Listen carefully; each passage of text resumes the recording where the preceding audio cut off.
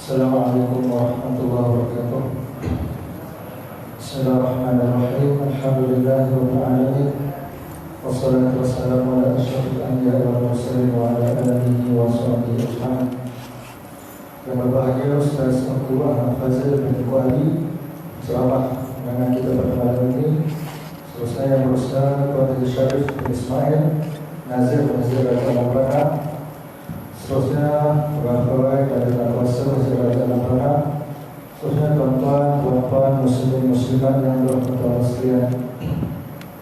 Alhamdulillah, sedikit demi kesyukuran kita panjatkan kepada Allah Subhanahu wa taala kerana dengan limpah kurnia bersama-sama kita berkumpul di Masjid Al-Jalan untuk salat maghrib berjemaah. Seterusnya berada dalam satu majlis yang penuh berkat, majlis ilmu, iaitu yang kita bagikan tajuk pada malam ini khas bahaya fahaman Wahabi ke atas akidah umat Islam.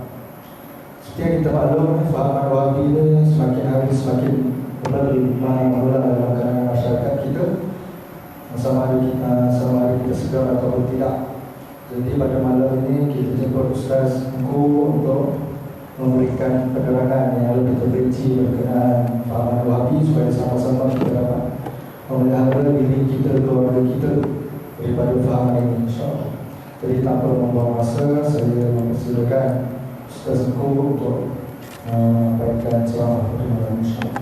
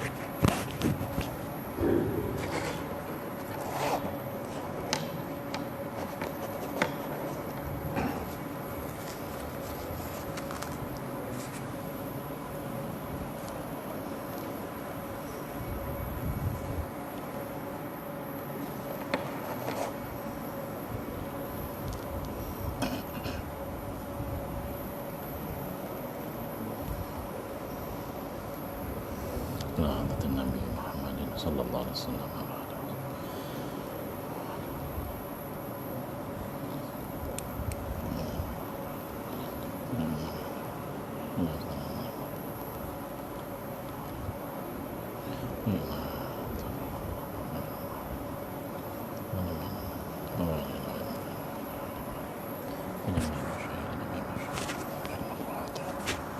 أعوذ بالله من الشيطان الرجيم. بسم الله الرحمن الرحيم. الحمد لله رب العالمين الرحمن الرحيم مالك يوم الدين إياك نعبد وإياك نستعين اهدنا الصراط المستقيم صراط الذين أنعمت عليهم غير المغضوب عليهم ولا الضالين.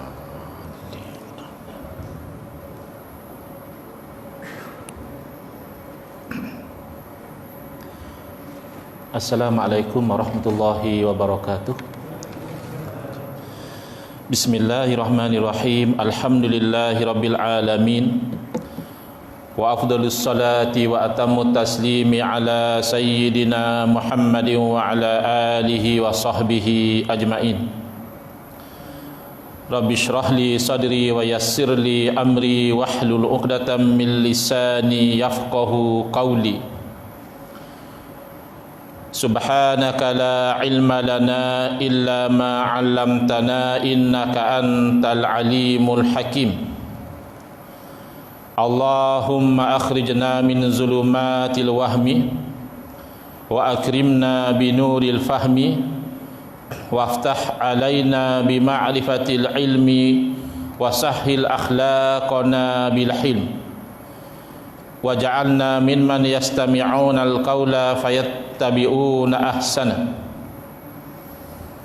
Allahumma ati nufusana taqwaha wa zakkiha anta khairu man zakkaha anta waliyuha wa maulaha. Allahumma arinal haqqa haqqan warzuqna ittiba'ah wa arinal batila batilan warzuqna ijtinabah. Allahumma anfa'na bima 'allamtana wa 'allimna ma yanfa'una wa zidna ilman wa huda amma ba'd. Alhamdulillah, muslimin muslimat, hadirin hadirat yang saya hormati, moga-moga kita semua dirahmati dan diberkati oleh Allah Subhanahu wa taala. Syukur kehadirat Allah Subhanahu wa taala pada malam ini, insya-Allah kita bersama-sama dalam majlis ilmu, dalam kuliah maghrib khas yang saya diminta oleh pihak masjid untuk membentangkan tajuk bahaya fahaman Wahabi terhadap akidah umat Islam, ya.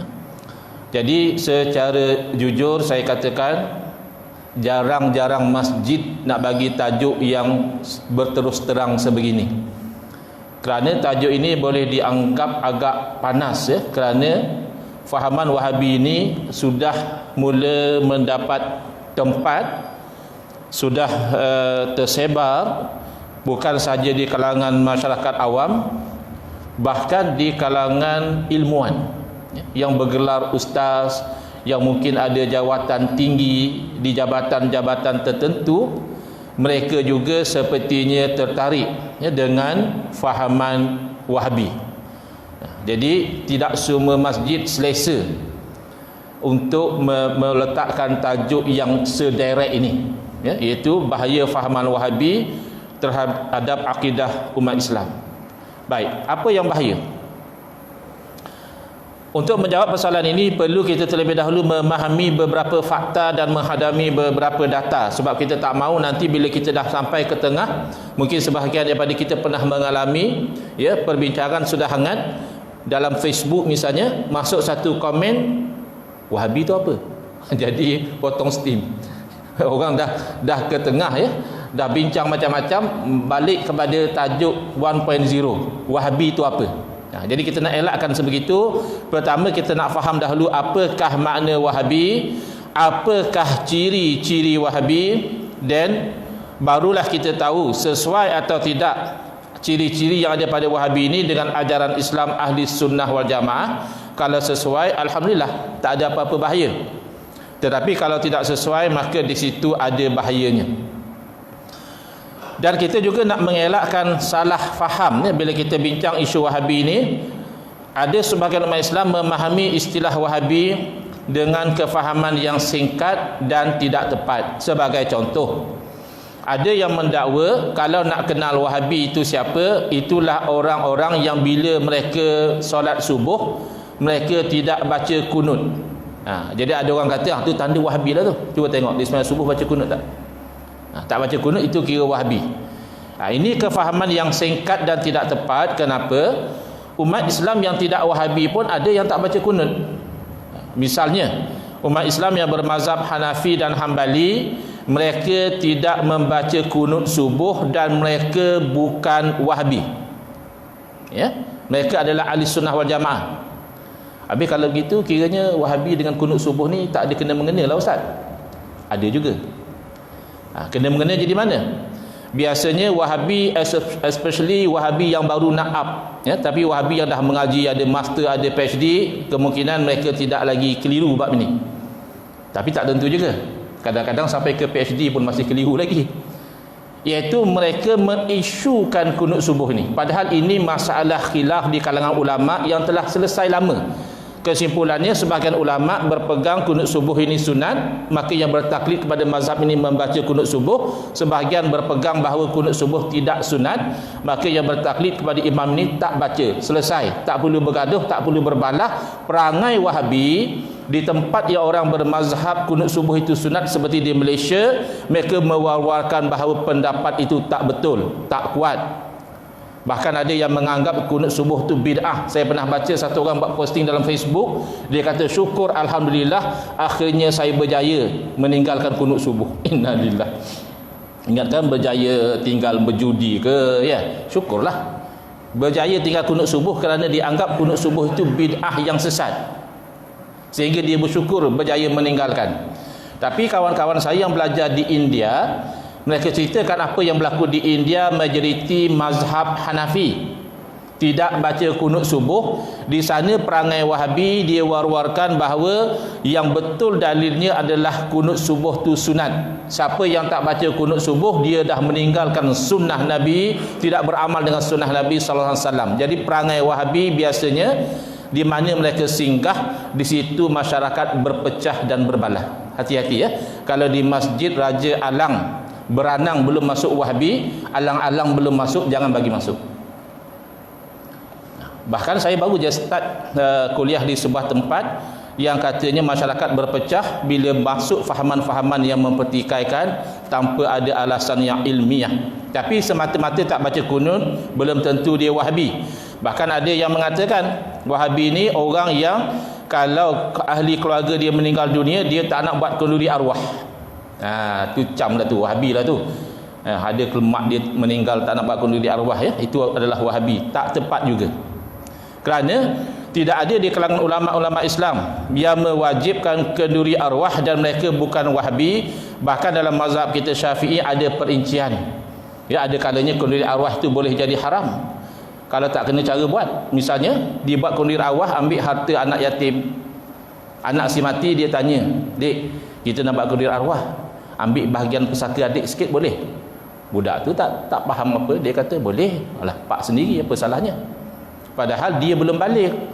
Redha daripada budak yang belum balik tidak sah. Maka bila kita gunakan harta dia, itu adalah kenduri arwah yang haram.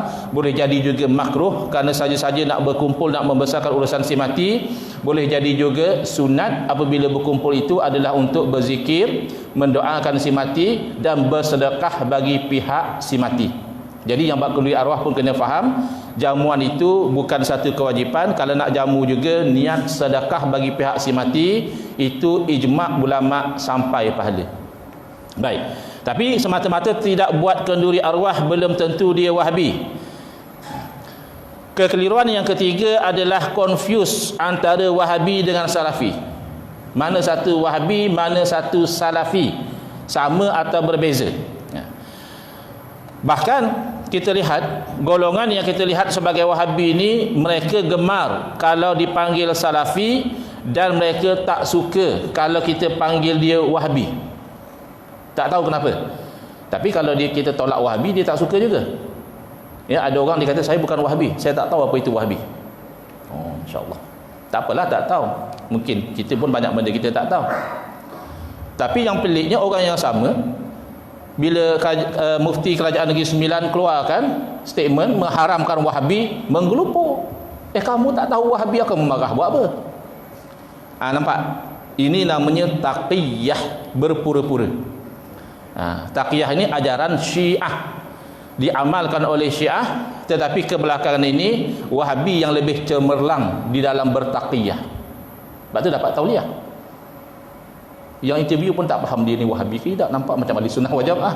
Dah lama-lama dah ada pengikut, dah ada peminat, barulah selitkan sikit-sikit fahaman dia. Baik. Apa beza Salafi dengan Wahabi? Salafi ini dinisbahkan kepada salaf dengan ada tambahan huruf ya. Asalnya bukan Salafi, asalnya salaf, ya. Salaf ini bermakna dahulu. Kalau dalam konteks ini berarti generasi umat Islam yang awal. Sementara ya yang ditambah di hujung itu namanya ya nisbah. berfungsi menisbahkan sesuatu kepada sesuatu yang lain, mungkin nisbah pada tempat. Kita biasa dengar misalnya ada seorang ustaz, di hujung nama dia letak nama dia Ustaz sekian-sekian Al-Kelantani. Al-Kelantani itu bukan nama dia, nak nisbah bahawa dia ni asal dari Kelantan atau lama duduk di Kelantan. Saya pernah jumpa juga satu nama ustaz, nama sekian-sekian, di hujung dia Al-Filfilani. Saya dah fikir apa dia Al-Filfilani? Pulau Pinang rupanya. Kalau Perak sebut apa? Wallahualam, Al-Biraqi atau apa. Macam-macam lah. Ya, ni nisbah. Boleh juga nisbah kepada pegangan atau ikutan, maka salafi ini bererti pengikut salaf. Senang kita faham ya. Kalau orang tanya salafi itu apa maknanya? Pengikut salaf. Salaf secara istilah dan secara umum adalah merujuk kepada 3 generasi pertama umat Islam, ya. Ada gangguan Wahabi ke apa? Sekejap bunyi, sekejap tak bunyi.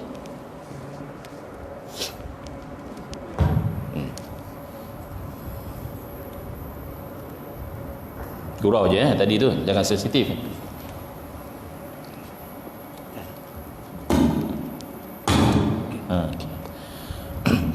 Mungkin kabel dia tak berapa rapat. Dalam hidup ni kata orang kabel tu penting. Apa pun tak jadi kalau tak ada kabel,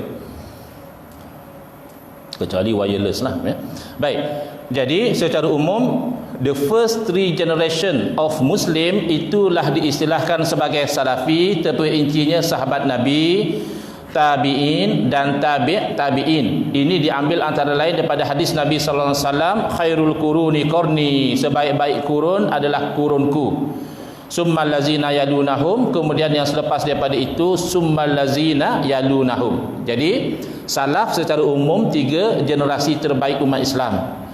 Maka kalau kita lihat kepada makna salafi, pengikut salaf, secara hakikatnya pengikut mazhab yang 4 itulah salafi. Secara realitinya itu. Kerana apa? Kerana setiap seorang daripada imam mazhab yang 4, Imam Abu Hanifah, Imam Malik, Imam Syafi'i, Imam Ahmad bin Hanbal, rahmatullah alaihim ajma'in, kesemuanya salaf, tidak ada khilaf. 4 tokoh ni semua salaf. Maka bila kita ikut kepada ulama, yang mengikut kepada ulama, yang mengikut kepada ulama, yang mengikut kepada murid-murid imam-imam ini, yang murid-murid mengikut kepada imam mereka, dan imam mereka mengambil ilmu daripada tabi'in, daripada sahabat, daripada Rasulullah sallallahu alaihi wasallam, maka Syafi'ikah kita, Hanafi atau Maliki atau Hambali, hakikatnya kita adalah salafi, pengikut salaf. Cuma biasanya tidak dinisbahkan kepada nama salafi itu, tetapi dinisbahkan kepada laqab, kunyah atau nama imam masing-masing, ya. Misalnya Imam Abu Hanifah gelarannya adalah, nama beliau Nu'man bin Sabit rahimahullah, gelaran beliau Abu Hanifah, akhirnya pengikut jadi Hanafi. Imam Malik Maliki, nisbah pada nama terus. Imam Muhammad bin Idris, ya, tengok ya, nama imam kita bukan Syafi'i. Nama imam kita Muhammad ibn Idris Asy-Syafi'i, ini atas lagi, tapi dinisbahkan kepada nama keturunan.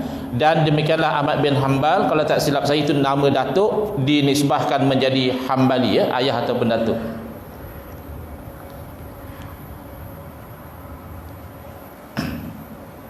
Ya.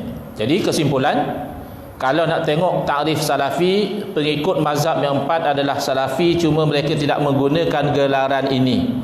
Secara praktik yang diamalkan, yang suka menggunakan gelaran salafi adalah yang mereka yang mengikut manhaj Syekh Muhammad bin Abdul Wahab, yang hidup sekitar kurun yang ke-12 Hijrah bersamaan 18 Masihi, yang mana beliau juga kagum menjadikan idola dan ikutan Al-Imam Ibn Taymiyah rahimahullah, yang hidup pada kurun ke-8 Hijrah. Kedua-dua tokoh ini bukan salaf, ya. Baik Imam Ibn Taymiyah ulama silam, tapi kurun ke-8 memang confirm bukan salaf.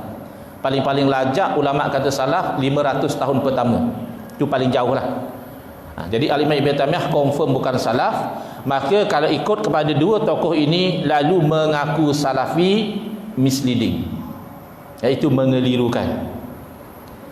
Sepatutnya mereka guna istilah Taimiyin ataupun Wahabiyin, ataupun Wahabiyah. Baik, now siapa Wahabi? Sebab kita tak mau nanti bila perbincangan dah lanjut patah balik kepada soalan basic, Wahabi itu siapa, Wahabi itu apa? Baik. Seperti istilah salafi, Wahabi juga mengandungi ya nisbah, yang mana dalam konteks ini membawa maksud pengikut Wahab. Bukan Wahab cendol, Di tempat saya ada Wahab cendol. Bukan. Sebenarnya yang dimaksudkan istilah Wahabi adalah orang yang mengikut manhaj, pegangan dan fatwa-fatwa Syekh Muhammad bin Abdul Wahab. Ayah beliau Syekh Abdul Wahab tak sama pegangan dengan anak. Jangan sangka oleh kerana pengikut beliau dinamakan Wahabi maka Syekh Abdul Wahab inilah pengasasnya, bukan. Anak dia nama Muhammad tu pengasas kepada gerakan Wahabi, ayahnya tak setuju.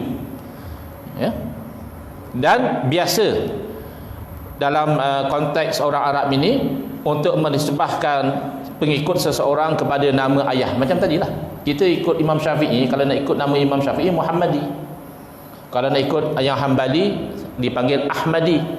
Tapi biasa, benda ini bukan pelik. Tapi yang biasa inilah yang cuba diputar belitkan oleh mereka yang nak berpegang dengan fahaman Wahabi tapi tak mahu mengaku Wahabi.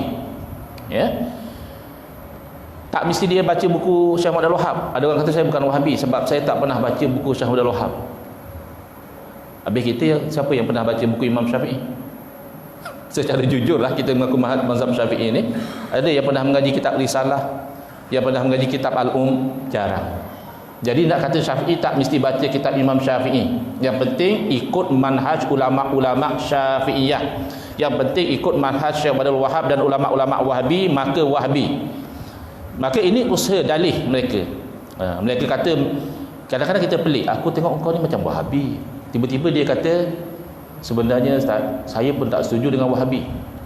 Sebab Wahabi ni golongan Khawarij yang sesat lagi menyesatkan. Terkejut kita.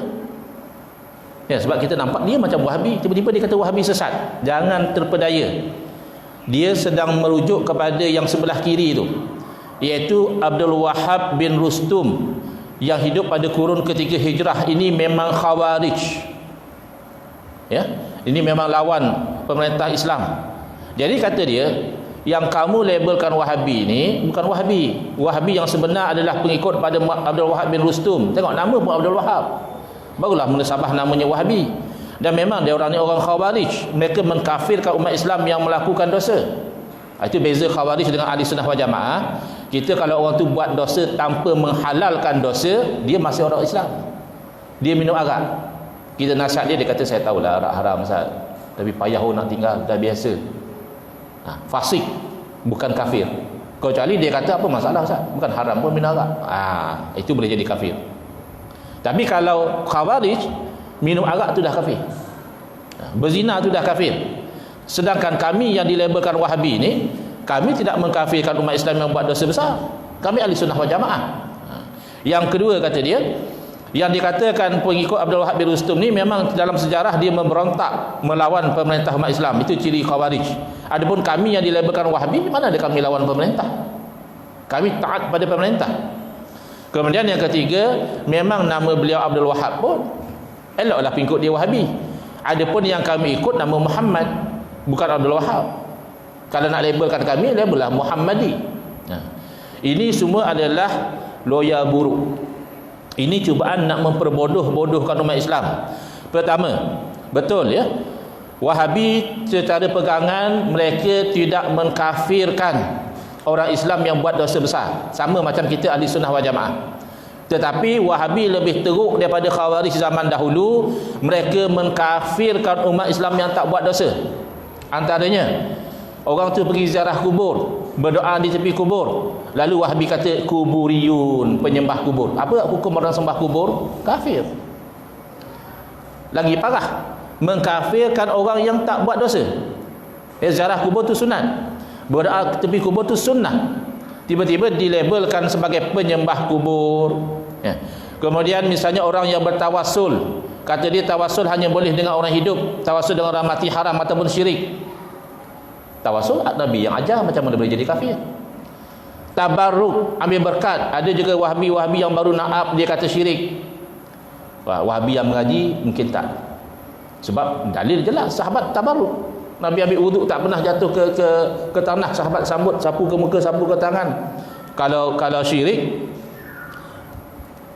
pasti akan dilarang oleh Nabi sallallahu alaihi wasallam. Saya tak perasan tak keluar gambar. It takes time. Kemudian mensyirikkan istighasah dengan orang mati. Yang ini sepandai-pandai Wahabi bertaqiyah, saya belum jumpa Wahabi yang taqiyah bab ni. Ini boleh jadi acid test ya. Ada kadang dia Wahabi, dia nak ambil tauliah. Kalau dia duduk sibuk kata kunut bid'ah, baca Yasin malam Jumaat bid'ah, nanti tak dapat tauliah.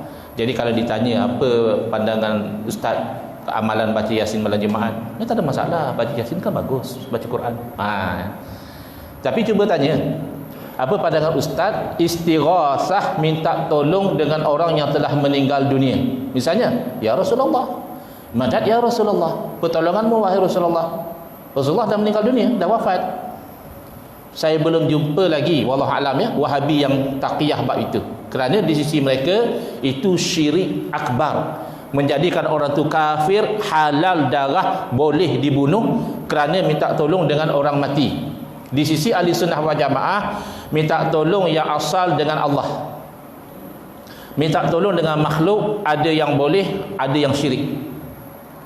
Beza dengan Wahabi, di sisi kita yang boleh atas dasar sebab. Kita yakin makhluk tak boleh bagi apa-apa, hanya sebab saja, itu tak syirik. Tetapi kalau kita minta tolong dengan makhluk dengan keyakinan makhluklah yang menolong secara hakikat, syirik. Sama makan nasi ke, nasi yang mengenyangkan, syirik. Nasi hanya sebab, Allah yang mengenyangkan, betul. Begitu. Di sisi Wahabi tak, minta tolong dengan orang hidup, tak apa, tak syirik pasal dia hidup. Minta tolong dengan orang mati, itu syirik. Kalau kita tanya apa beza? Oh, sebab orang hidup boleh tolong. Orang hidup boleh tolong hakikat atau sebab? Kalau dia kata hakikat, syirik. Kalau dia kata sebab, sama macam orang mati. Orang mati boleh jadi sebab kebaikan. Orang mati dalam roh boleh mendoakan, dan Allah boleh memperkenankan doa mereka. Itu sabit dalam hadis-hadis bahawa Nabi SAW mendoakan di alam roh. Bahkan orang biasa bila diberi salam oleh kawan dia yang masih hidup di dunia, dia jawab salam. Jawab salam tu doa. Jadi disitulah perbezaan dalam bab istighasah ini. Maka Wahabi Khawarij yang lebih teruk daripada Khawarij zaman dahulu. Khawarij zaman dahulu mengkafirkan umat Islam yang buat dosa. Khawarij moden iaitu Wahabi mengkafirkan umat Islam yang ikut sunnah. Tawassul, tabaruk, istighasah, sunnah, masyru', sahabat amalkan. Sahabat Nabi boleh hentamnya syirik. Dalam kitab Fathul Bari, syarah kepada Sahih Bukhari, Al-Imam Ibn Hajar Al-Asqalani rahimahullah ta'ala meriwayatkan dengan sanad yang kuat bagaimana seorang sahabat Nabi, Sayyidina Bilal Ibn Harith Al-Muzani radhiyallahu anhu beristighasah dengan Nabi SAW selepas Nabi wafat. Tapi Wahabi kata ini yang sahabat ni buat, ini wasilatun ila syirki, jalan kepada kesyirikan. Jadi lebih faham Wahabi tentang tauhid banding dengan sahabat Nabi. Memberontak terhadap pemerintah umat Islam, ini dia cuba nak tutup sejarah. Ya, sekarang mungkin Wahabi-Wahabi tidak angkat senjata memberontak, tidak. Tapi kalau buka balik lembaran sejarah, ketika tokoh awal menggerakkan fahaman Wahabi ini iaitu Muhammad bin Abdul Wahhab bersatu dengan Muhammad bin Saud, mereka memberontak melawan tentera-tentera Khilafah Uthmaniyah sehingga mereka membunuh ribuan umat Islam. Ini dalam buku sejarah Wahabi pun ada. Kadang-kadang Wahabi dia denial syndrome. Ustaz ni suka betul buat fitnah.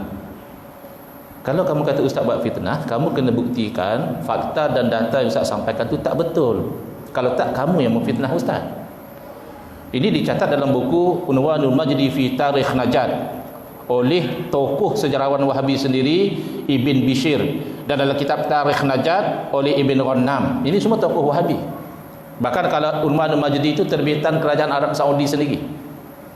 mencatatkan pembunuhan yang dilakukan oleh golongan ini ketika mereka itu Khawarij yang melawan Khilafah Utsmaniyah.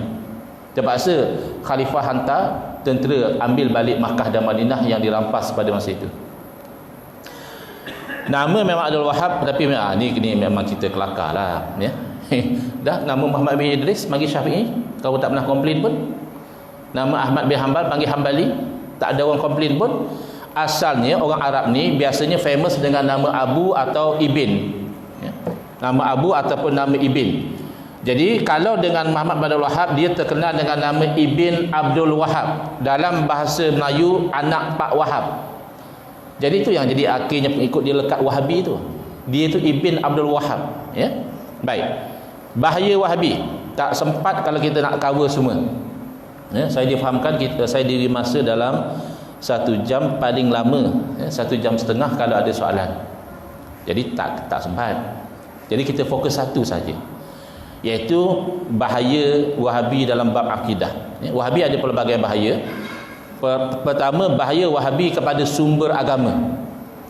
Dia tak faham dalil itu mana sumber agama, adakah Quran dan Sunnah sahaja, padahal banyak lagi sumber agama yang lain. Dan cara berinteraksi pun dia tak faham, semua benda nak faham secara zahir, padahal ada kalanya makna zahir, ada kalanya makna yang majazi, metaphorical. Yang kedua, bahaya akidah. Yang ni kita fokus pada malam ini, yang mana fahaman Wahabi merosakkan makna tauhid dan syirik, ya, yang tauhid disyirikkan, yang syirik ditauhidkan. Itu bahaya dia. Kemudian bahaya Wahabi membuat bid'ah yang dalalah. Mereka menterbalikkan makna sunnah dan bid'ah. Buktinya apa? Wahabi anti bid'ah hasanah. Bid'ah yang baik macam Maulid Nabi, mereka anti. Padahal mengiktiraf bid'ah hasanah adalah sunnah. Saya ada kuliah khusus, boleh pergi di page saya letak tajuk di situ. Dia mengiktiraf bid'ah hasanah adalah sunnah. Kita bawa dalil-dalil. Tapi Wahabi terbalik. Kemudian bahaya kestabilan mengancam khazanah mazhab dan taklid. Ada Wahabi yang anti mazhab, ada Wahabi yang kononnya terbuka mazhab, bahkan ada Wahabi ekstrim yang mengharamkan bermazhab, menganggap ikut mazhab itu syirik. Kemudian bahaya merosakkan jihad, kerana membunuh sesama Islam dianggap jihad. Kalau tak faham Wahabi versi dahulu, cuba tengok apa yang ISIS lakukan. Itulah yang Wahabi lakukan dalam 200 tahun, 300 tahun yang lalu. Membunuh, menyembelih orang Islam kerana dituduh orang Islam itu telah jadi musyrikin. Kemudian bahaya Wahabi menghancurkan ijma' ulama. Dia tak konsisten, ya. Kalau ijma' itu sesuai dengan selera dia, dia kata haza ma ajma'a alaihi ummah. Yang kami pegang ni, inilah yang disepakati oleh umat Islam. Tapi kalau ijma' tu tak sesuai dengan selera dia, Wahabi langgar. Jadi ini bahaya Wahabi. Kita fokus kepada bahaya yang pertama, ya, iaitu apabila Wahabi cenderung kepada memahami dalil semuanya secara zahir semata-mata, membawa mereka keliru makna tauhid dan syirik. Mereka keliru dengan zahir ayat Quran yang menyuruh kita berpegang pada Quran dan Sunnah hingga menolak akal. Padahal peranan akal dalam akidah penting, ya. Dalam Al-Quran juga Allah mencela orang yang tidak guna akal. Afala ta'qilun, kenapa kamu tidak guna akal? Afala tatafakkarun, kenapa kamu tidak berfikir? Wa fi anfusikum afala tubsirun, dalam diri kamu kenapa tidak perhatikan? Kita perhati dalam diri kita, alam yang kecil ini sudah nampak tanda-tanda kewujudan, kekuasaan dan keesaan Allah Subhanahu wa taala. Mereka keliru dengan zahir ayat mutasyabihat, lalu cara berinteraksi dengannya itu mereka mengatakan perkara yang tidak layak dengan Allah taala. Maka jadilah Allah bertempat atas langit, ya, Allah bertangan, Allah berkaki, Allah bermuka, Allah turun naik, ya. Sekejap Allah duduk atas arasy, bertempat atas arasy, ada masa-masa, ya. Tinggal 1/3 malam Allah turun ke langit dunia. Ada di Malaysia ni. Lalu orang tanya, apa jadi masa tu? Oh, arasy kosong lah sekejap. Sebab Allah turun ke langit dunia, arasy kosong sekejap. Bila? 1/3 malam. 1/3 malam negara mana tu? 1/3 malam tu berlaku setiap detik di tempat yang berbeza. Ketika kita berada sekarang ni belum 1/3 malam, tapi pastilah ada satu tempat di dunia sedang mengalami 1/3 malam sekarang ni. Maka 1/3 malam tu setiap detik. Kata yang faham secara zahir ni, Allah berada di langit dunia pada masa tu. Mana Allah berada di langit dunia pada setiap masa. Kerana setiap masa pun 1/3 malam, di tempat yang berbeza. Jadi pening. Fahaman ini namanya fahaman musyabbihah ataupun mujassimah. Baik. Jadi bahaya pertama Wahabi merosakkan kefahaman umat Islam tentang tauhid. Mereka anti tauhid sifat 20, mereka promosi tauhid 3. Mereka kata jangan belajar tauhid sifat 20 kerana pertama ini tauhid yang bid'ah. Tidak ada di zaman Nabi SAW sahabat belajar tauhid sifat 20. Kalau nak belajar tauhid 3. Baik, cuba jujur. Tauhid 3 ada ke zaman Nabi? Ada ke sahabat belajar tauhid rububiyah, tauhid uluhiyah, tauhidul asma'i was sifat? Jawapannya, kalau kamu nak mainkan isu bid'ah, maka kedua-dua sistem pengajian tauhid ini bid'ah. Sistem pengajian tauhid sifat 20 bid'ah, sistem pengajian tauhid 3 juga bid'ah. Tapi bid'ah pada kaedah penyusunan ilmu semata-mata tidak menjadikan ia salah dengan syarak. Zaman Nabi, zaman sahabat, ada ke mereka belajar tajwid macam kita belajar sekarang? Pernah dengar tak sahabat belajar ini izhar, ini idgham bi gunnah, idgham bila gunnah, mat asli, mat alif li sukun? Sayyidina Abu Bakar mengaji macam tu? Tak ada. Tapi tajwid ada. Memperelokkan bacaan Al-Quran tu ada. Penyusunan ilmu datang kemudian, tak ada masalah. Kalau nak kira bid'ah, ilmu hadis tu bid'ah. Mana ada di zaman sahabat sabda Nabi dikatakan mutawatir ahad masyhur, dikelaskan sebagai sahih, dhaif, hasan, dikatakan munqati', mu'dhal, mursal. Ini semua istilah yang bid'ah, tak ada masalah. Bahkan ilmu hadis tu mempertahankan sunnah. Dengan ilmu hadis lah orang tahu ini betul daripada Nabi atau bukan. Maka demikianlah yang kita nak pastikan, sistem itu bid'ah tak masalah, isinya itu bid'ah atau tidak. Ketika saya berceramah di hometown saya asal orang Terengganu, dalam 4 atau 5 tahun yang lalu, selepas saya berceramah datang 3 keping soalan, satu dalam tulisan Rumi, satu dalam tulisan Jawi, satu soalan dalam bahasa Arab. Terlintas dalam hati saya, mungkin orang yang sama kot, dia nak test tak aku ni mengajar sampai ke KL, berceramah sekarang sini, agak pandai tak baca Jawi? Hantar tulisan dalam tulisan Jawi. Kok dia ni faham ke bahasa Arab? Hantar soalan dalam bahasa Arab. Rupanya betul, orang yang sama. Sebab saya balik ke rumah, masuk WhatsApp, Ustaz besok program di mana? Saya kata besok saya program di Uniza, jemput hadir. Ini siapa? Saya boleh simpan nombor ni? Dia kata, saya lah Ustaz yang tanya 3 soalan tadi. Tapi Alhamdulillah, kata dia, saya boleh terima apa yang Ustaz terangkan. Apa yang dia tanya? Salah satunya kata dia, Ustaz, tidakkah salafus soleh menolak sifat 20? Salafus soleh, sahabat Nabi, tabi'in menolak sifat 20. Bagi azan ya.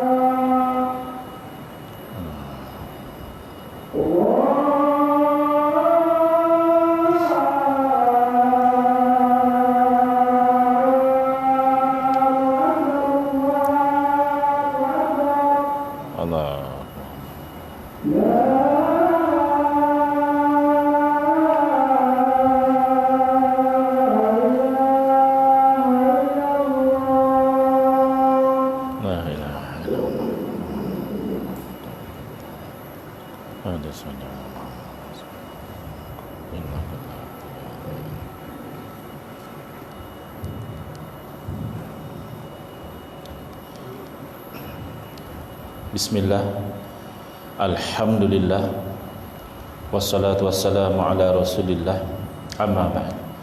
Baik, kita sambung lagi ya. Memang nampaknya panas ya.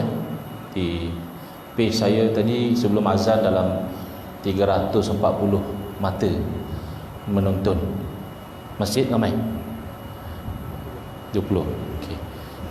Dan komen-komen tu agak hangat ya, mungkin ada seorang dua, biasa macam tu lah ya, ada seorang dua peminat Wahabi masuk jadi hangat, macam orang tengok bola ada seorang penyokong pasukan lawan jadi hangat. Jadi tak ada masalah ya, kalau yang nak bertanya tu dia bertanya dengan niat nak faham. Bahkan kalau ada lah misalnya di masjid ni mungkin bukan Wahabi, tapi dia rasa macam Wahabi ni betul apa, Wahabi ni tak ada bahaya apa, boleh ya bertanya, tapi tanya dengan niat ingin faham ya, insya-Allah. Baik, kembali kepada apa yang saya ceritakan tadi. Dia bertanya, adakah betul atau tidak salafus soleh menolak sifat 20? Salafus soleh ni kita dah tahu merujuk kepada sahabat Nabi, tabi'in dan juga tabi'in. Lalu saya jawab mustahil. Mustahil salafus soleh menolak sifat 20. Cuba awak bilang satu persatu sifat 20 yang mana yang ditolak oleh salafus soleh. Pertama, Allah wujud. Mungkin tak salafus soleh mengatakan Allah tak wujud? Mustahil. Itu adalah fahaman etis, mulhid. Yang kedua, qidam. Qidam berarti menafikan permulaan bagi wujud Allah. Allah wujud tanpa didahului oleh tiada. Kita makhluk dulu tak ada, sekarang baru ada. Adakah salafus soleh mengatakan Allah juga begitu? Dahulu Allah tak wujud, kemudian barulah Allah wujud? Tak mungkin. Baqa. Adakah salafus soleh mengatakan Allah binasa satu masa? Mukhalafatuhu ta'ala lil hawadis. Adakah salafus soleh mengatakan Allah sama seperti makhluk, ataupun mengatakan makhluk sama seperti Allah? Qiyamuhu ta'ala binafsihi. Adakah salafus soleh mengatakan Allah pun berhajat juga kepada makhluk? Sebab tu ada malaikat, Allah pun tak larat juga nak buat seorang. Adakah salafus soleh pegang macam itu? Mustahil. Atau mengatakan Allah buta, Allah bisu, ya, Allah tidak mendengar? Tak mungkin. Bilanglah satu persatu sifat 20, menolaknya menjadikan orang itu kafir, terkeluar dari Islam, maka tak mungkinlah salafus soleh menolak sifat 20. Jadi yang ditolak Ya, oleh mereka lagi, kata mereka adalah takkan 20 sifat, nama Allah pun 99. Okeylah 20, ya kamu 3 je. Parah lagi. Ya, kamu tauhid 3 je. Tapi sebenarnya kalau kita belajar sifat 20, tak adalah kita jadi pelik macam tu. Dah diberitahu awal-awal kita mengaji sifat 20 bahawa Allah Subhanahu Wa Taala bersifat dengan segala sifat kesempurnaan yang tidak terhingga, yang hanya Allah yang tahu. Bukan 20 saja, tapi 20 ni lah yang paling tidak orang beriman tu tahu dan yakin. Kalau dia sampai kata Tuhan tak wujud, macam mana nak kata orang Islam? Kalau pada kata Allah pun dulu tak ada juga, lama-lama barulah Allah dia wujud. Ada kan orang kata gitu, Tuhan ni terjadi pada getaran, kata dia. Kita manusia ni bergetar. Lepas kita bergetar tu, kalau getaran kita baik, jadilah Tuhan. Kalau getaran kita buruk, jadilah setan, kata dia. Kata kawan yang baca statement tu, dia kata, bergetar tulang tapak kaki aku, kata dia. Tak tahulah nak terajang ke apa. Orang bergetar tulang rusuk. Ya. Jadi ini adalah kefahaman yang keliru. Bahkan ada yang kata begini, sifat 20 ini adalah fahaman falsafah Yunani. Maka kita katakan kalau betul ini daripada falsafah Yunani, kitab mana falsafah Yunani ngajar sifat 20? Bahkan kita akan kata kalau betul terbukti ahli-ahli falsafah Yunani mengajar dan beriman dengan sifat 20, maka mereka sebenarnya orang mukmin. Mengatakan Allah ada tanpa ada permulaan, Allah tidak akan binasa, Allah tidak sama seperti makhluk, Allah tidak berhajat kepada makhluk, Allah Maha Esa dan segala-galanya. Berimanlah kalau gitu orang falsafah Yunani. Jangan percaya omongan Wahabi, banyak pembohong. Tanya dalil terus, jangan asyik dia je tanya dalil. Tauhid sifat 20 ni ajaran Yunani, bawa dalil. Kitab mana? Buku mana? Tak ada, sembangnya. Sebab saya dah pernah tanya. Lepas tu senyap. Tak ada datang dengan data. Kita bila kita kata Wahabi ada bahaya, ini data kita. Baik. Dan ada orang mendakwa tak perlu kecoh tauhid sifat 20 ke tauhid 3, ia hanya metod yang berbeza. Tujuan sama je, sama-sama nak kenal Allah, ya. Kalau selesa sifat 20 silakan. Kalau selesa tauhid 3 silakan. Tak perlu kita ni nak bergaduh, nak berbalah, nak berhujah. Orang yang bercakap begini, dia sama ada dia tidak jujur, dia nak sembunyikan sesuatu atau dia tidak faham. Kerana beza antara tauhid sifat 20 dan tauhid 3 ini bukan sekadar metod, ia pergi kepada fundamental. Dalam sifat 20 ada juga tauhid 3. Tapi versi sifat 20 iaitu bila sampai kepada wahdaniyah, maka wahdaniyah itu terbahagi kepada 3. Bila kita analisa, wahdaniyatul zat mengesakan Allah pada zat, wahdaniyatul sifat mengesakan Allah pada sifat, dan wahdaniyatul af'al mengesakan Allah pada perbuatan. Pada faktor masa saya laju saja. Mengesakan Allah pada zat berarti kita mengatakan tidak ada zat yang selain daripada Allah tapi seperti Allah, tak ada. Dan zat Allah bukannya tersusun daripada komponen-komponen, bercantum jadilah Allah, tak mungkin. Wahdaniyatus sifat, kita mengatakan tidak ada yang lain daripada Allah bersifat seperti Allah. Bukan ada ke Ustaz? Allah melihat, kita melihat. Allah mendengar, kita mendengar. Allah berilmu, kita berilmu. Sama dari segi lafaz, tidak sama dari segi hakikat. Ya, mendengar kita itu asalnya tak ada, dan mendengar kita itu dengan alat, dan mendengar kita itu terbatas, dan mendengar kita itu akan hilang. Mendengar Allah tidak ada permulaan, sifat yang qadim.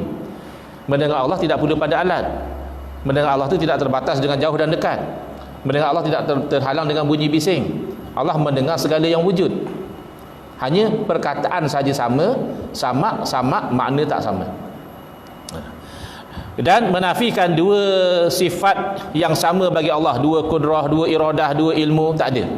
Tapi kalau manusia, ya, kudrah kita masa baby lain, kudrah kita masa kanak-kanak lain, masa remaja lain, masa dewasa lain, masa tua kadang jadi macam baby balik, tak larat berjalan, pakai pampers. Ilmu sama juga, asalnya kita tak ada ilmu, biar ada sikit, kadang lupa balik, kadang nyanyuk terus. Tidak, Allah tidak demikian. Dan wahdanatul af'al mengesakan Allah pada perbuatan, iaitu apa-apa sahaja yang berlaku, wujud atau tak wujud, hidup atau mati, sihat atau sakit, segala-galanya itu perbuatan Allah hakikatnya. Ini baru hakikat, ini baru ilmu hakikat. Ini yang makna wa ma ramaita idz ramaita walakinnallaha rama. Bukanlah kamu yang melontar ketika mana kamu melontar, akan tetapi Allah lah yang melontar. Itu macam mana tu? Mula-mula bukan kamu yang melontar. Kemudian ketika kamu melontar, mana satu yang betul? Dua-dua betul ayat Quran. Tapi kena faham dalam konteks. Wa ma ramaita khalqan, bukan kamu yang melontar dengan cara menciptakan, bukan. Idh ramaita kasban, ketika kamu melontar sebagai satu usaha dan ikhtiar. Walakinnallaha rama haqiqatan, akan tetapi secara hakikat apa saja itu daripada Allah. Ini ada persamaan dengan tauhid 3 versi Wahabi. Okey. Di sini Al-Imam Ibn Taymiyah, Imam Ibn Taymiyah ni Wahabi ke Ustaz? Bukan. Tak mungkin Al-Imam Ibn Taymiyah Wahabi. Beliau hidup ratusan tahun sebelum gerakan Wahabi ada. Takkan dia jadi Wahabi pula, dia hidup dulu. Habis apa kaitan beliau dengan Wahabi? Asyik naik saja nama beliau. Beliau adalah ikutan Wahabi.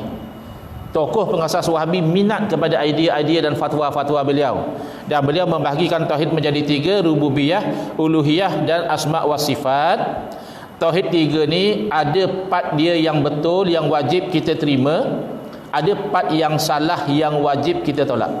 Kena faham Tapi ada semua orang dia tak tahu beza. Tak tahu beza, tak payahlah belajar tauhid 3, takut kamu nanti borong semua betul atau borong semua salah. Baik. Tauhid rububiyah iaitu pengakuan bahawa yang menciptakan, yang memiliki, yang mengatur, yang menghidupkan, yang mematikan, yang memberi rezeki, yang memberi penyakit, yang menyembuhkan penyakit, hanya Allah semata-mata. Sama tak macam wahdanatul af'al tadi? Sama. Maka yang ini betul. Walaupun istilah berbeza tak ada masalah. Nak namakan ini tauhid rububiyah boleh, nak namakan wahdanatul af'al boleh. Yang penting akidah macam ni betul. Bahkan sebutir zarah pun tidak akan berganjak kecuali sudah ada takdir Allah di situ. Yang tak betul kat sini. Menurut Al-Imam Ibn Taymiyah, tauhid rububiyah ini, mengesahkan Allah sebagai Tuhan ini, semua orang ada, termasuk orang musyrik. Maknanya kalau takat tauhid rububiyah, Abu Jahal, Abu Lahab juga bertauhid. Yang ini batil. Kerana tauhid ini berarti lawan daripada syirik. Orang musyrik tidak tauhid rububiyah, mereka menganggap berhala mereka itu boleh mendatangkan kebaikan dan juga keburukan. Ini punca di mana salah faham dalil. Kita ingat Wahabi bukan golongan yang tolak dalil. Liberal mungkin tolak Quran, liberal tolak hadis. Wahabi berpegang dengan Quran dan hadis. Kenapa jadi sesat? Salah tafsir. Mereka tak tolak Quran hadis. Jadi mereka salah tafsir, misalnya firman Allah Ta'ala, wala in sa'altahum man khalaqas samawati wal arda wa sakhkharas syamsa wal qamara la yaqulunna Allah. Kalau kamu tanya kepada orang musyrik, siapa yang ciptakan langit dan bumi, siapa yang pusingkan matahari dan bulan, nescaya mereka akan jawab Allah. Jadi kata Imam Ibn Taymiyah dan Wahabi, itu bukti orang musyrik bertauhid. Sebab kalau tanya mereka siapa cipta langit bumi, mereka tidak jawab berhala, mereka jawab Allah juga. Di sisi ahli sunnah wal jamaah tidak. Ayat ini bukan bukti orang musyrik bertauhid, bahkan syirik dan tauhid itu berlawanan. Ini bukti bahawa orang musyrik di dalam melakukan kesyirikan mereka sebenarnya tidak ada hujjah, semata-mata ikut amalan nenek moyang semata-mata. Kalau kita tekan mereka dengan hujjah, kamu sembah berhala, adakah berhala cipta langit dan bumi? Pasti mereka tak boleh jawab ya. Mereka pun tahu berhala itu tangan mereka yang bentuk-bentukkan, takkan berhala cipta langit bumi, tak mungkin. Sebab itu di hujung ayat fa anna yufakun. Lalu selepas itu ke mana mereka dipalingkan? Mana mereka berpaling pada syirik. Mereka menganggap berhala boleh mendatangkan kebaikan dan keburukan. Dalam surah Hud, orang musyrik berkata kepada Nabi Hud alaihi salam, innaqulu ila'taraka ba'du alihatina bisu. Kami bukan nak kata apalah wahai Hud, melainkan kami nak kata berhala kami telah berikan kepada kamu penyakit gila. Mana di sisi orang musyrik, berhala itu boleh berbuat sesuatu, bagi penyakit, sembuh penyakit, bagi rezeki dan sebagainya, maka mereka sembah. Mengatakan orang musyrik bertauhid salah dari segi Quran, sunnah dan ijma' ahli sunnah wal jamaah. Yang kedua, tauhid uluhiyah, iaitu pelaksanaan ibadah hanya ditujukan kepada Allah. Dengan arti kata lain, yang berhak disembah hanya Allah. Menyembah kepada selain daripada Allah haram dan syirik. Yang ini betul. Inilah intipati tauhid pun, kan? Jangan sembah lain daripada Allah. Tapi yang tak betul adalah apabila mereka menganggap tawassul, tabarruk, istighosah dianggap menyembah kepada selain daripada Allah Subhanahu Wa Taala. Saya tak follow sangat slide sebab sebab terdekat jadi lambat. Slide saya ada 200 lebih. Ni baru dalam berapa puluh. Jadi saya tak akan follow slide, saya just skip dan fokus kepada isu. Yang ini kita tak setuju. Tawasul, kenapa kita tak setuju dianggap sebagai syirik? Kerana tawasul ini Allah yang suruh. Wabtagu ilaihil wasilah, dalam Al-Quran kata, hendaklah kamu cari kepada Allah Ta'ala itu wasilah, jalan untuk Allah redha, untuk dapat perkenan doa daripada Allah, cari jalan. Jadi tawasul ni cari jalan. Dan antara kita dan Wahabi ada persamaan dan perbezaan dalam bab tawasul. Persamaannya adalah tawasul dengan nama Allah, sepakat boleh. Kita nak rezeki, ya Razak. Kita rasa sempit, ya Fattah. Kita nak lawan musuh, ya Qawi, ya Matin, dan sebagainya. Itu namanya tawasul dengan nama Allah. Wahabi kata bagus, kita pun kata bagus. Jadi kita dengan Wahabi ni bukan semua benda berbeza. Bahkan beza kita dengan Syiah lagi banyak berbanding dengan beza kita dengan Wahabi. Kalau orang tanya mana lebih sesat, Wahabi ke Syiah, jawabnya Syiah. Tak ada ragu-ragu. Tapi kalau ditanya mana bahaya Wahabi atau Syiah, mungkin Wahabi. Pasal orang tak tahu kata Wahabi ni tak betul, orang ikut. Syiah tengok sebentar lalu kita tahu tak betul. Ada pula hari Ashura, orang berpuasa, orang buat ibadah, dia pukul badan dia sampai berdarah-darah. Ini ajaran mana? Tapi Wahabi kan nampak Masya Allah, kan? Nampak macam dia tu sunnah, nampak macam dia tu betul. Makanya dia bahaya. Kecuali kita faham di mana bahaya dia. Jadi tawasul ini kalau dengan amal soleh juga sama. Misalnya kita nak dapat perkenan doa daripada Allah Ta'ala, kita beramal soleh, kita bersedekah, kita buat baik pada ibu bapa, baru kita berdoa. Moga-moga dengan amal soleh tu Allah perkenankan doa kita. Ataupun amal soleh tu kita dah buat lama, hari ini kita ada hajat yang besar, kita berdoa, ya Allah dahulu saya pernah buat begini-begini, kalau itulah amal soleh di sisimu, engkau sembuhkanlah penyakitku, engkau angkatlah musibah yang menimpa. Wahabi kata boleh, bagus. Kita juga kata sama, boleh. Mula berbeza kita dengan Wahabi ni bila tawasul dengan orang soleh. Kalau Wahabi yang jenis tak berapa nak mengaji, automatik dia cap itu syirik. Sebab bila kamu tawasul dengan orang soleh, kamu menjadikan orang soleh tu perantaraan. Minta direct lah dengan Allah. Kenapa nak tawasul kata dia? Syirik. Dan itu tak mungkin betul. Alasan dia, menjadikan makhluk sebagai perantaraan itu syirik. Tapi dia benarkan tawasul dengan amal soleh. Amal soleh makhluk atau tidak? Makhluk. Wallahu khalaqakum wa ma ta'malun. Allah yang ciptakan kamu, kita makhluk. Wa ma ta'malun, apa yang kamu amalkan juga makhluk Allah. Jadi tidak ada satu alasan boleh tawasul dengan satu makhluk namanya amal soleh, tapi syirik tawasul dengan satu makhluk lain namanya orang soleh. Tak ada beza, sama-sama makhluk. Tapi Wahabi yang mengaji, saya perhati tidak demikian. Wahabi yang belajar agama, biasa dia akan kata macam ini, tawasul boleh, dengan orang soleh pun boleh, tetapi orang soleh yang masih hidup. Tapi kalau orang soleh itu dah meninggal, tak boleh. Sebab itu kita dah tak boleh tawasul dengan Rasulullah SAW, sebab Nabi dah wafat. Tak boleh tawasul dengan Syekh Abdul Qadir Jalani, sebab Syekh Abdul Qadir Jalani dah meninggal dunia. Kalau kita nak tawasul, carilah orang soleh di tempat kita, jumpa dia, minta dia doakan. Macam tu tak apa. Ini adalah bid'ah. Ini hukum yang bid'ah, la dalila alaih, tidak ada dalil. Ini namanya memandai-mandai. Dua tanya Wahabi, mana dalil kamu membezakan tawasul orang hidup boleh, tawasul orang mati tak boleh? Sedangkan ketika Nabi SAW ajar doa tawasul kepada orang buta, tak pernah Nabi kata ini doa hanya boleh baca masa saya masih hidup. Bahkan sebaliknya, sahabat Nabi bernama Utsman bin Hunayf radhiyallahu anhu mengajar doa ini kepada satu orang lelaki lain supaya diamalkan bila ketika Sayyidina Utsman bin Affan radhiyallahu anhu menjadi khalifah. Mana lepas Nabi wafat, sahabat nampak noham doa tawasul. Nak ikut sahabat Nabi ke nak ikut Wahabi? Of course ikut sahabat Nabi. Paling-paling Wahabi kata gini, bukti tak boleh tawasul dengan orang mati adalah ketika Sayyidina Umar radhiyallahu anhu istisqa, minta hujan, Sayyidina Umar bertawasul dengan Al-Abbas, bapa saudara Nabi radhiyallahu anhu.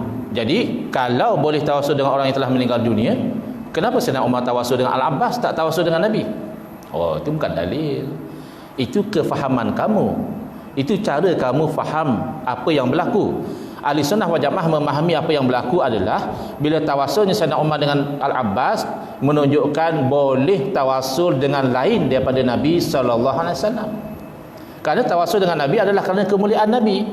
Adakah Nabi SAW hanya mulia ketika hidup, lalu baginda sudah tidak lagi mulia setelah wafat? Tak mungkin. Baginda tetap mulia.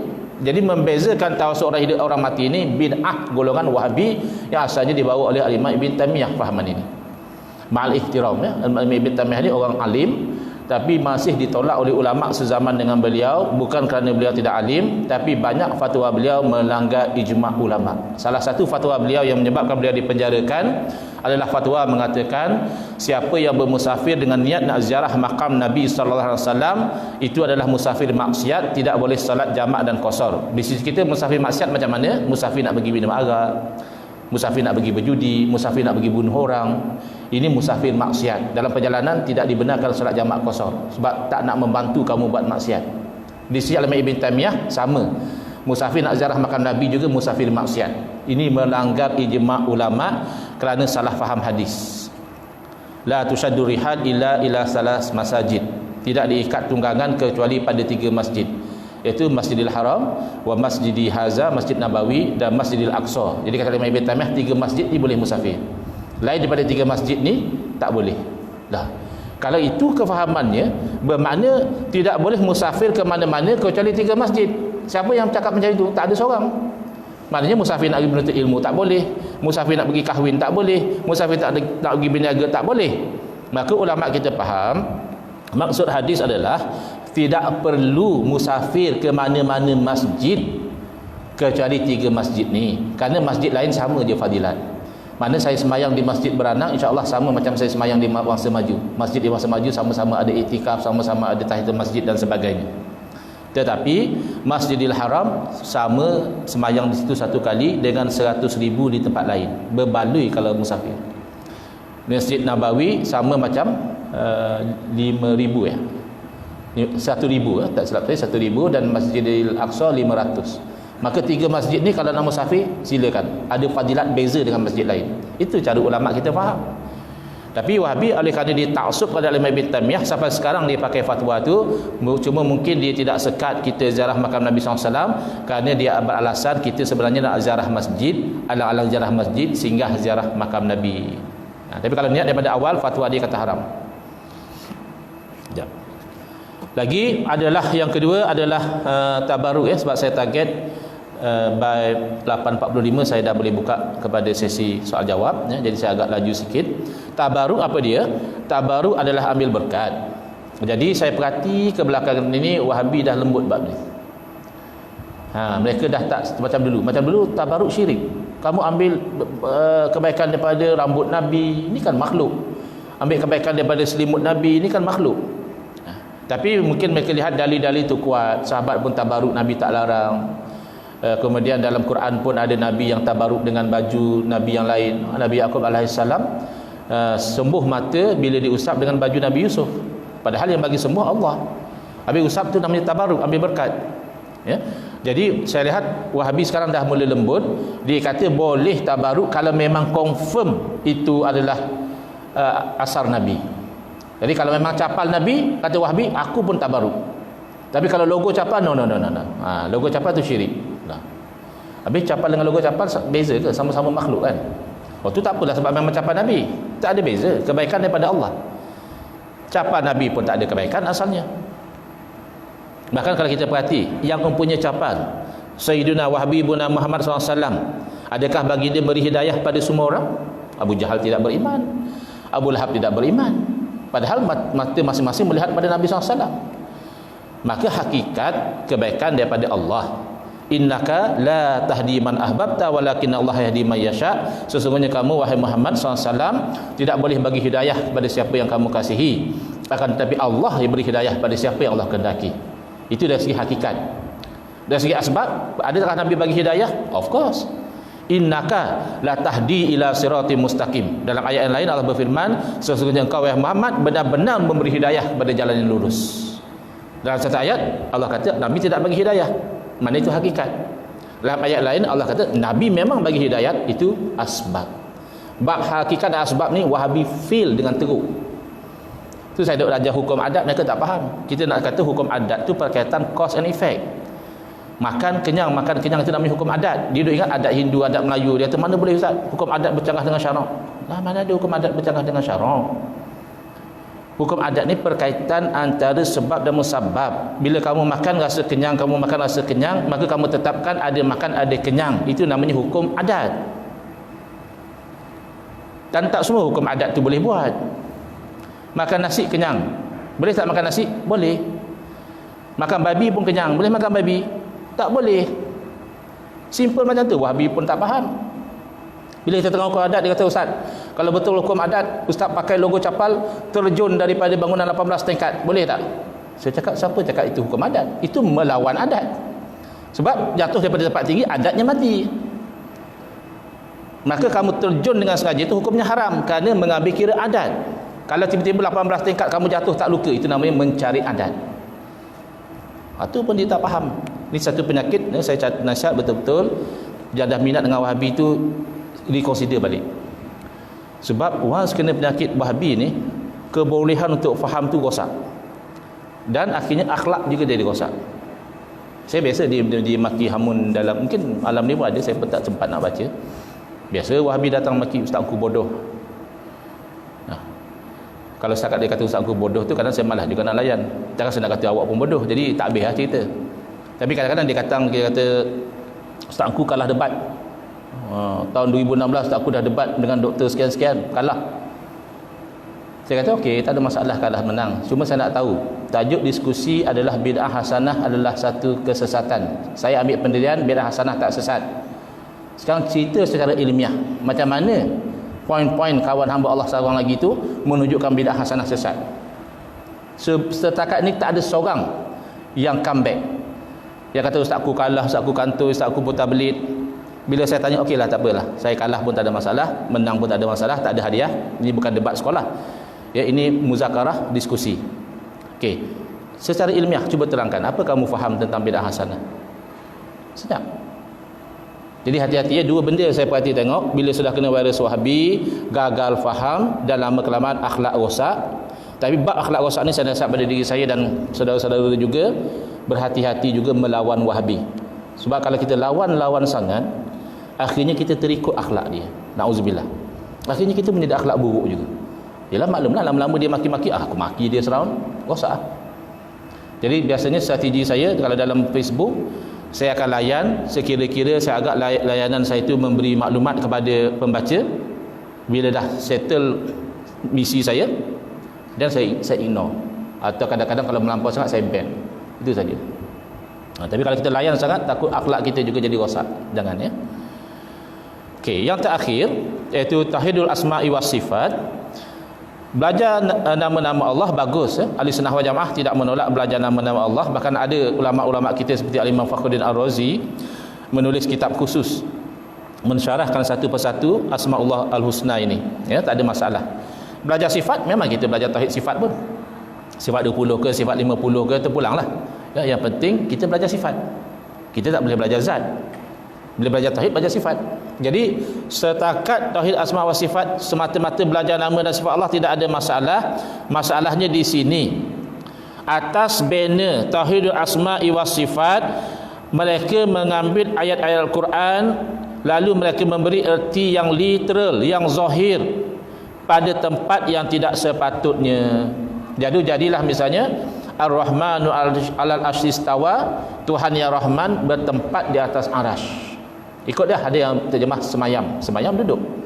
Kadang-kadang bila saya kata mereka terjemahkan sebagai duduk, mereka marah. Ustaz ni fitnah, mana ada kita kata duduk? Sebab kalau duduk confirm dah tak boleh. Duduk tu kan memberatkan jasad pada bahagian punggung. Bolehkah kita kata begitu kepada Allah Ta'ala? Mustahil. Jadi padahal dalam tafsir-tafsir mereka kadang mereka letak bersemayam. Bersemayam ialah bahasa yang hormat untuk duduk. Tak apalah kita kata dia tak kata duduk, dia kata bertempat. Masih salah lagi. Kerana tempat tu makhluk Allah. Arasy tu makhluk. Kadang-kadang dia kata mana boleh Allah tak bertempat? Kalau tak bertempat mana tak wujud? Ayah Allah bertempat di mana? Di arasy. Arasy makhluk atau tidak? Situ Wahabi pening. Sebab kalau dia kata bukan makhluk, kafir, syirik. Ada lain pada Allah bukan makhluk. Kalau dia kata makhluk, dengan i'tiqad dia pun jadi kafir juga. Sebab makhluk ni ada permulaan. Kalau dia kata Allah tidak bertempat, Allah tidak wujud, maknanya sebelum arasy ada Allah tak wujud. Kan kufur. Jadi kalau dia nak ambil metod betul-betul salaf, Wahabi mendakwa dalam akidah ayat mutasyabihat kami ikut salaf, bohong. Salaf tidak meletakkan makna salaf menetapkan istiwa tu ada, confirm, dan kita ahli sunnah pegang istiwa tu ada. Beza kita dengan Wahabi, saya pernah ditanya di Melaka, Ustaz, apa hukum, adakah saya jadi kafir kalau saya menetapkan istiwa bagi Allah? Soalan di Melaka. Jadi saya kata sebaliknya Tuan Haji, sebaliknya, kalau Tuan menafikan istiwa tu jadi kafir. Sebab istiwa tu sabit dalam Quran hadis. Tiba-tiba Tuan nafikan, bukan kafir. Bukan menetapkan istiwa jadi kafir. Tuan kena faham beza antara ahli sunnah wal jamaah dengan Wahabi bukan menetap atau menafikan istiwa. Dua-duanya menetapkan istiwa. Bezanya apa makna istiwa? Di sisi ahli sunnah wal jamaah tanzih. Makna mesti mensucikan Allah daripada kekurangan, mesti mensucikan Allah daripada sama seperti makhluk. Cuma salah serah makna pada Allah. Istiwa yang layak dengan Allah lah. Khalaf dia letak makna yang ada dalam bahasa tapi tidak bercanggah dengan akidah. Sebab itu kita tidak tolak tafsiran Mu'tazilah, padahal kita tolak Mu'tazilah. Tapi bila Mu'tazilah mengatakan bahawa istawa makna istaula, kita nak kata salah pun dari segi bahasa memang istawa boleh bermakna menguasai, dan kalau kita kata Allah menguasai arasy masih betul. Cuma tak confirm adakah istawa itu memang makna istaula, sebab la ma ya'lamu ta'wilahu illa Allah. Tak ada yang mengetahui makna sebenar ayat mutasyabihat kecuali Allah. Tapi Wahabi dia pergi pada jalan yang sesat, iaitu dia memaknakan dengan makna yang zahir. Istawa maknanya bertempat, yadun maknanya tangan. Dia kata itu tak apa, itu tidak soreh. Setakat kita kata yadun tu tangan, itu bukan mujassim yang soreh. Sebab kalau mujassim soreh kafir. Yalah, tak soreh pun masih lagi bid'ah. Bukankah kalau kita terjemah yadun tu tangan? Betul. Tetapi dalam konteks sama mengatakan Allah punya tangan, hanya kata Allah tak sama dengan tangan makhluk, itu menggambarkan jisim. Walaupun tidak soreh, masih bid'ah. Beza dengan kalau saya kata kita semua sabarlah dalam bab COVID-19 ni, sebab segala pun di tangan Allah. Orang dah faham. Orang tidak akan menggambarkan itu sebagai menjisimkan Allah. Bukan masalah tangan atau tidak, cara kamu menggunakan itu. Tapi takkah saya kata tangan Allah tak sama seperti tangan makhluk? Betul. Tetapi bila kamu menisbahkan anggota badan, tangan makna literalnya adalah satu anggota badan. Itu makna zahirnya. Bila kamu menisbahkan anggota badan pada Allah, lalu kamu cuba lari dengan mengatakan tidak sama seperti makhluk, sudah tidak berjaya mentanzihkan Allah. Itu masalah dia. Sama seperti misalnya dalam Quran kata apa? Nasullaha fanasiyahum. Mereka lupa akan Allah, lalu Allah lupa akan mereka. Jadi Allah pun sebenarnya lupa juga. Cuma lupa yang layak dengan Allah. Boleh ke? Lupa tu dah tak layak dengan Allah, maka lupa tu kena makna lain, iaitu Allah tidak peduli, Allah azab mereka. Itu cara ahli tafsir. Misalnya lagi,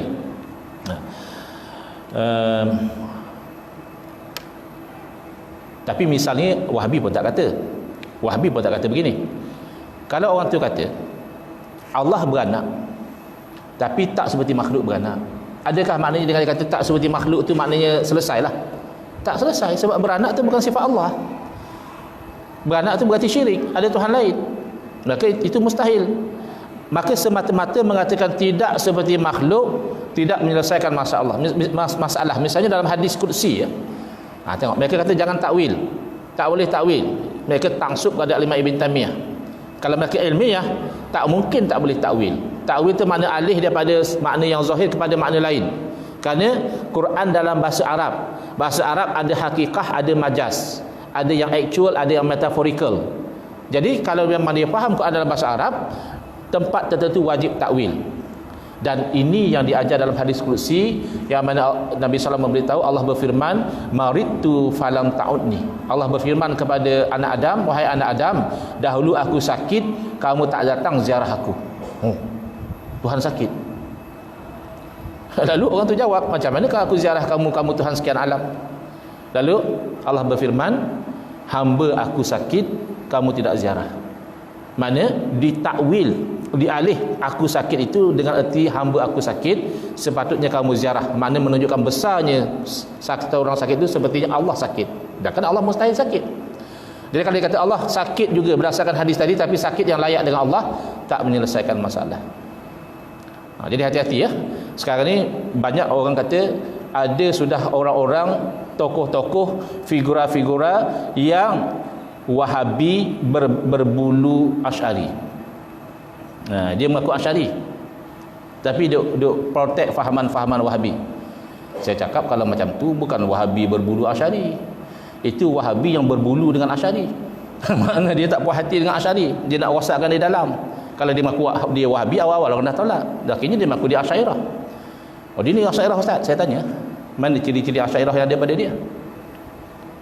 Asy'ariyah biasanya bijak, orang ni tak bijak, situ dah fail lah. Jadi hati-hati. Ini secara ringkas bahaya Wahabi kepada akidah umat Islam, iaitu yang tauhid disyirikkan dan yang syirik ditauhidkan. Minta tolong dengan orang mati syirik, minta tolong orang hidup boleh. Iya ke? Iya ke gitu? Kalau pengikut Ayah Pin, minta tolong dengan Ayah Pin masa Ayah Pin masih hidup lagi, syirik atau tidak secara jujur? Syirik. Wahabi kata minta tolong orang hidup tak syirik. Tapi begitu Ayah Pin, bila minta tolong Ayah Pin, dia anggap Ayah Pin yang beri, sebab Ayah Pin bagi dia Tuhan. Maka bila pengikut Ayah Pin minta tolong Ayah Pin, confirm syirik. Beza kalau kita misalnya kawan dengan Ayah Pin, kita minta tolong Ayah Pin, tak ada masalah. Kita sekampung dengan Ayah Pin, kita jumpa Ayah Pin, Pin kau tolong angkat barang aku boleh tak? Ayah Pin kata kau hajar aku, ramai pengikut kau suruh angkat barang. Tapi kita minta tolong dengan dia tak syirik, sebab bagi kita dia hanya makhluk. Jadi hati-hati ya. Mereka akan mensyirikkan yang tauhid, dan tauhid mereka syirikkan, dan akhirnya na'udzubillah, moga-moga tak berlaku di negara kita, dah berlaku di negara Arab, pergi kepada istihlalud dam, menghalalkan darah. Maka orang yang sembahyang mengucap kalimah syahadah, ISIS sembelih, ISIS bakar, ISIS tembak, sebab bagi dia orang ni zahir saja Islam tapi dia musyrik ya.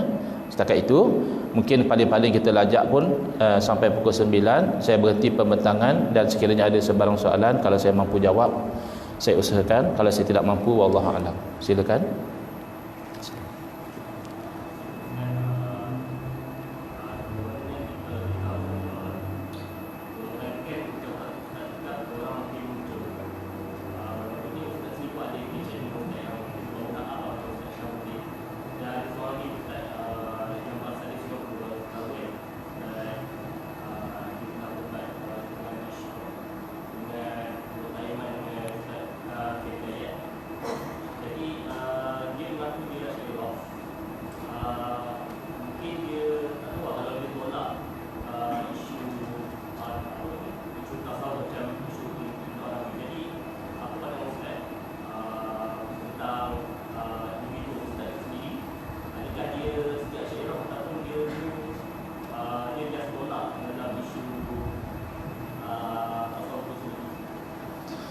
Baik, soalannya, kebelakangan ini ada orang-orang yang menolak isu-isu tertentu khusus dengan tasawuf, tapi orang ini dia mengaku dia Asy'ariyah ya. Jadi kita tahu Asy'ariyah majoritinya menerima tasawuf.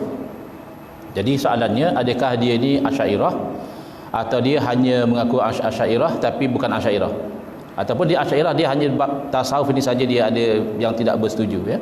Baik, dia isu apa pun, baik akidah, baik fiqh, baik tasawuf, memang terbuka kepada perbezaan pandangan. Hatta akidah.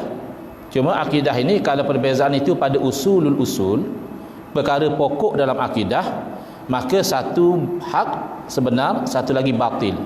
Batil itu boleh jadi bid'ah, boleh jadi kufur, sesat atau kufur ya. Tapi kalau perbezaan itu pada furu'ul usul, pada cabang-cabang akidah, sebagaimana beza antara Asy'ari dengan Maturidi, nak bilang atau tak bilang sifat maknawiyah. Maturidi kata bilang jadi 20, Asy'ari kata tak perlu bilang, dia dah package sekali dengan ma'ani, so 13 sudah memadai. Itu namanya cabang akidah, iaitu tak ada masalah. Sama juga dengan fiqh. Fiqh juga kita tahu khilaf ya, sampai 4 mazhab yang masih kekal sehingga zaman ini, 4 mazhab. ya. Sama juga tasawuf. Ada perkara tasawuf yang disepakati. Misalnya haram hasad dengki, haram takabur, wajib taubat, wajib syukur dan sebagainya, itu sepakat. Dan ada isu-isu tasawuf yang menjadi pertikaian, seperti isu-isu yang membabitkan wahdatul wujud dan sebagainya. Jadi kalau ada tokoh Asy'ari yang menolak misalnya wahdatul wujud berdasarkan apa yang dia faham, belum menjadikan itu terkeluar dari Asy'ari. Tetapi yang dibimbangi adalah kalau dia mengambil sikap takfiri, dia mengambil sikap mudah mengkafirkan ahli kiblat semata-mata kerana percakapan orang itu yang pada kefahaman dia tak betul, maka dia anggap orang itu kafir. Maka Asy'ari ataupun Asy'ariyah mereka tidak cepat mengkafirkan ahli kiblat. Sebab itu di sisi kita Asy'ariyah, Syiah secara umum masih orang Islam, cuma ahli bid'ah, orang sesat, ya. Tapi nak kata kafir belum secara umum. Tapi kalau Syiah yang mengatakan Quran kita tak betul, itu jadi kafir lah. Demikian Wahabi. Wahabi di sisi kita Ahli Sunnah wal Jamaah tidak kafir, tapi pada perkara-perkara tertentu dia sesat, dia tak betul, jadikan dia itu bid'ah. Jadi tokoh yang tadi, adakah dia hanya berbincang isu-isu seperti wahdatul wujud, dia tak setuju kalau wahdatul wujud begini, dia setuju kalau wahdatul wujud begitu, maka tak boleh kita kata dia bukan Asy'ari semata-mata ada satu benda yang kontroversial dia tak setuju. Tapi kalau dia sampai pergi kepada takfir, mengkafirkan tokoh-tokoh, maka kemungkinan besar dia bukan Asy'ari, kerana sikap dia bukan sikap Asy'ari. Apatah lagi kalau dia mempertahankan fahaman tasbih, fahaman tajsim misalnya, maka bukan Asy'ari. Asy'ari tidak berpegang, kita salaf atau khalaf tanzih. Allah tidak sama seperti makhluk, cuma metod salaf tafwid, serah bulat-bulat makna sebenar kepada Allah. Metod kebanyakan khalaf letak makna yang sesuai, yang tidak bercanggah dengan akidah. Kalau dia pergi pada tasbih, mempertahankan tasbih atau tajsim, maka dengan itu dia bukan Asy'ari. Paling tidak Asy'arinya itu tidak tulen. Dan hati-hati, sebab lama-kelamaan apa yang taqiyah ni dia akan terdedah. Kadang-kadang oleh pengikut, saya pun tak faham, ada orang dia kata saya bukan Wahabi, tapi pengikut dia datang masuk dalam posting saya tadi, saya elankan kuliah malam ni tajuk Wahabi, dia tu sebut bilang seorang-seorang, kenapa tak jemput doktor sekian, doktor sekian, doktor sekian ni asatizah Wahabi, dia tu pengikut Wahabi. Saya kata boleh je, kalau ada tauliah masjid boleh jemput, saya kata. Tapi macam mana awak boleh labelkan dia orang ni Wahabi? Setahu saya dia orang tak pernah mengaku Wahabi. Jadi somehow dalam kepala otak orang yang ikut Wahabi ni pun, tokoh-tokoh yang tak mengaku Wahabi ni pun mereka dah anggap Wahabi. Walaupun di depan kita dia kata bukan, penyokong dia sendiri anggap dia Wahabi. So nak kata macam mana? So taqiyah dia tak akan bertahan. Satu masa dia akan terdedah. Kerana ia adalah satu bentuk tipu daya. Orang peguam tahulah. Peguam dia tahu kenapa setengah orang tertuduh dia memilih membela diri, giving statement from the dock, memberi kenyataan daripada kandang tertuduh, sebab tak boleh disoal balas oleh peguam pihak satu lagi. Kalau dia ambil pilihan boleh disoal balas, biasanya kalau dia menipu, peguam pandai cari inkonsistensi itu, akhirnya terdedah penipuan dia. Begitu juga dengan taqiyah. Jadi kita tengok lama kelamaan kalau dia bukan Asy'ari, pasti terdedah pendirian dia yang bercanggah dengan Asy'ariyah. Wallahu a'lam. Ada lagi dalam 3 minit sebelum pukul 9. Ada sebarang soalan? Silakan. Ustaz, apa pandangan Ustaz tentang Habib? Habib yang Gusti tu ke Habib keturunan Rasulullah? Habib yang nak cerita lah, yang kebanyakan yang belajar di Yaman. Baik. Habib ni biasanya kalau yang itu dia merujuk kepada keturunan Rasulullah SAW, ya. Jadi tak semua yang di Yaman tu Habib dengan istilah begitu. Walaupun mungkin kita ingat dia daripada Yaman, kita panggil dia Habib. Kadang-kadang dia bukan daripada Yaman pun, muka macam Arab, kita pun hantam Habib juga. Tapi Habib ni maknanya yang dikasihi. Maka oleh kerana mengasihi keluarga Nabi itu dituntut, dan mengasihi keluarga Nabi tidak menjadikan seseorang itu Syiah. Yang ni kadang-kadang keliru. Ni sikit-sikit Sayyidina Ali, sikit-sikit Sayyidina Fatimah, Syiah apa ni? Tak. Memuliakan Sayyidina Ali, memuliakan keturunan Nabi itu Ahli Sunnah wal Jamaah. Syiah kita kenal pasti bila atas nama memuliakan keturunan Nabi, dia membenci sahabat Nabi. Di situ dia sudah jadi Syiah. Baik. Adapun Habib di Yaman ini, of course lah, sebagaimana Habib di Malaysia juga, keturunan Nabi di Malaysia juga, mereka pelbagai. Ada yang alim, ada yang tidak alim, ada yang wara', ada yang tidak wara'. Ya, keturunan Nabi tidak maksum. Yang maksum hanya Nabi SAW. Bila tidak maksum, berarti Habib juga boleh tersilap, boleh tersalah. Tapi kalau kita ada penyakit dalam hati, kita akan benci Habib sebab dia buat salah. Tapi kalau kita ni ada iman dalam hati, kita akan benci perbuatan Habib, tapi kita sayang pada Habib sebab itu keturunan Nabi. Takkan dalam hadis kan, la yu'minu ahadukum hatta akuna ahabba ilahi min walidihi wa waladihi wan nasi ajmain. Tak sempurna iman melainkan aku orang paling dia sayang sekali. Kita sayang tak anak kita? Kalau anak kita buat sesuatu kesalahan, kita benci anak kita atau kita benci kesalahan dia? Pasti kita hanya benci kesalahan dia. Barangkali kita bangun tahajud kepada Allah, ya Allah, berilah petunjuk kepada anakku, bagilah dia tinggal dosa-dosa dia, ya Allah, bagilah dia jadi orang yang baik. Sebab kita hanya benci pada perbuatan dia. Anak kita, takkan anak Nabi SAW kita, keturunan Nabi kita tak kasih. Maka antara tanda penyakit hati orang, dia benci pada keturunan Nabi. Biasanya Khawarij, termasuk Wahabi, ramai yang benci pada Habib. Benci pada perbuatan yang salah yang dilakukan oleh Habib, itu biasa, itu dituntut. Benci, maksudnya seorang Habib, keturunan Nabi, dia bukan maksum, dia buat maksiat, wajib kita benci maksiat dia. Tapi jangan sampai benci diri pribadi dia. Kalau kita mampu nasihat, Beb keturunan Rasulullah, jangan buat macam ni. Kami yang bukan keturunan Nabi pun kami malu buat macam ni. Mungkin satu masa dia rasa tersentuh hati, dia berubah. Tapi jangan benci pada keturunan Nabi SAW. Kita bimbang terhalang daripada syafaat Nabi SAW. Sebab benci pada keturunan keluarga Nabi. Tapi ada orang kata gini, atau betul tidak Habib-Habib di Yaman tu keturunan Nabi? Jangan. Mempertikaikan, dipanggil at-ta'nu fil ansab, itu salah satu perangai jahiliyah. Secara jujurlah, kita sendiri pun, misalnya saya sendirilah, misalnya orang sini bersembang-sembang, ayah ustaz siapa? Saya kata ayah saya Engku Ali. Betul ke ustaz anak Engku Ali? Maknanya apa? Kita sakit hati tak? Oh, kau mempertikaikan. Sepertinya apa? Saya ni anak apa? Luar nikah ke apa? Kan mesti kita sensitif. Sebab itulah mempertikaikan nasab keturunan itu adalah perbuatan jahiliyah. Maka sesiapa yang mempertikaikan nasab keturunan Rasulullah SAW tanpa dia tu membawa bukti-bukti yang jelas, dia berperangai jahiliyah. Tapi orang yang bukan keturunan Nabi, jangan nak cari misalnya habuan dunia, orang puji, orang sayang, dengan mengaku pun tak boleh juga. Maksudnya kita itu seolah-olah menisbahkan diri kita bukan pada bapa kita. Itu satu dosa yang besar. Kita tahu kita bukan keturunan Nabi, tapi sebab kita nak dapatkan pengaruh, pengikut, maka kita letaklah misalnya al-apa di belakang kita, Habib sekian-sekian. Itu juga satu bentuk dosa. Tapi kalau kita tak tahu, kita berhukum dengan zahir. Sebagaimana orang ramai juga, ni anak si fulan, ni anak si fulan. Bawa bukti macam mana? Tok Bidan je kot yang nampak masa tu.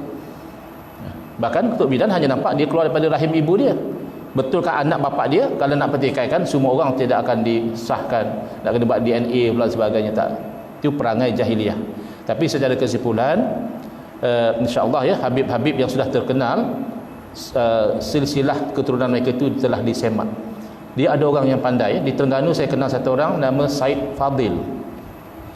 Sama macam nama saya, tapi saya bab nasab keturunan ni saya bela. Cerita banyak kali pun kadang saya tak ingat. Tapi Said Fadil ni insya-Allah dia boleh beritahu yang Said ni, ini keturunan anak siapa, anak siapa, anak siapa, anak siapa, sampai kepada Rasulullah SAW. Kalau yang dia ni tak terbukti dia keturunan Nabi. Sebab data yang ada tak menunjukkan dia keturunan Nabi. Dia sampai ke tahap macam itu. Ada orang yang pakar dalam bidang nasab. Wallahu alam. Jam sudah 9 lebih. Saya ucapkan memang tajuk Wahabi ni luas, belum sentuh sunnah bid'ah lagi ya, belum sentuh bab-bab yang lain lagi, mazhab taklid lagi. Tapi insya-Allah ya, dengan pembentangan 1 jam lebih tadi, kita dapat gambaran bahawa fahaman Wahabi ni berbahaya, termasuk kepada akidah. Saya ucapkan terima kasih atas perhatian. Saya mohon banyak maaf atas kesilapan. Hadza wabillahi taufiq wal hidayah. Wassalamualaikum warahmatullahi wabarakatuh. Bismillahirrahmanirrahim. Alhamdulillahirabbil alamin wassalatu wassalamu ala asyrafil anbiya'i wal mursalin wa ala alihi wa sahbihi ajmain.